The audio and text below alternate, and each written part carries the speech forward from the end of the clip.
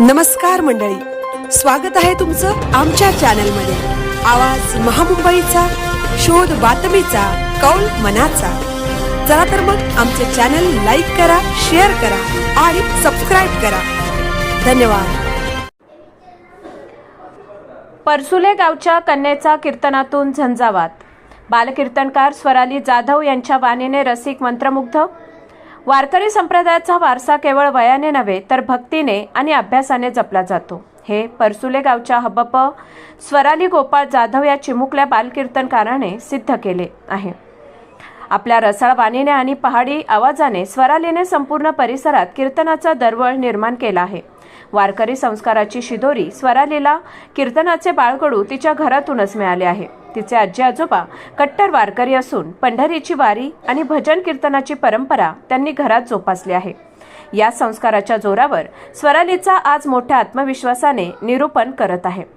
आदर्श कौटुंबिक पार्श्वभूमी, स्वरालीचे वडील शिक्षक असल्याने घरात शैक्षणिक वातावरण आहे, तर आई अंगणवाडी सेविका म्हणून कार्यरत असून समाजसेवेचा वारसा त्यांच्याकडे आहे। मुलीने अध्यात्माची वाट धरावी आणि समाजाला प्रबोधन करावे यासाठी या दाम्पत्याने तिला नेहमीच प्रोत्साहन दिले आहे। समाज प्रबोधनाचे कार्य वयाच्या मानाने अत्यंत प्रगल्भ विचार मांडणाऱ्या स्वरालीच्या कीर्तनाला मोठी गर्दी उसळत आहे। संत साहित्याचा सखोल अभ्यास आणि ओघवती भाषा यामुळे ती श्रोत्यांच्या मनावर राज्य करत आहे। शिक्षण आणि संस्कार या दोन्ही गोष्टी जीवनात महत्त्वाच्या आहेत, असा संदेश ते आपल्या कीर्तनातून देते। स्वरालीच्या या प्रगतीबद्दल परसुले गावासह संपूर्ण रायगड, रत्नागिरी, सातारा, मुंबई, पुणे जिल्ह्यातून तिचे कौतुक होत असून भविष्यात ती एक मोठी प्रबोधनकार म्हणून नावारूपास येईल अशी खात्री व्यक्त केली जात आहे। आवाज महामुंबईचा चॅनलसाठी सुनील ढेबे, पोलादपूर। आजचा हा सोहळा पाहिल्यानंतर असं वाटतं की आपण किती भाग्यवान आहोत, कारण मानव म्हणून जन्माला आल्यानंतर या नामसंकीर्तन सोहळ्यामध्ये आपल्याला भक्तीचा आनंद घेता येतो।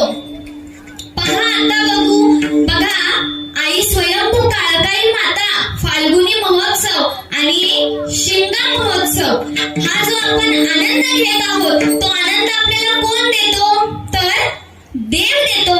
म्हणून देवाचे आपल्यावर अनंत उपकार आहेत की देवाने आपल्याला 84 लक्ष योनीपैकी मानव म्हणून जन्माला घातलं आणि तेही 7 खंडांपैकी भरतखंडात, भारतासारख्या महान देशात भरतखंडी नरदेह प्राप्ती हे तो परमभाग्याची संपत्ती।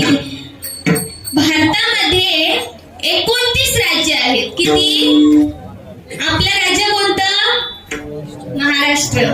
मग संतांची भूमी म्हणून ओळखल्या जाणाऱ्या या महाराष्ट्रात आपण जन्माला पवित्र ते कुळ पावन तो देश, जे ते हरीचे दास जन्म घेती। महाराष्ट्र ही भूमी पवित्र आहे, कारण या मातीमध्ये ज्ञानोबा राय, तुकोबा राय, नामदेव राय, संत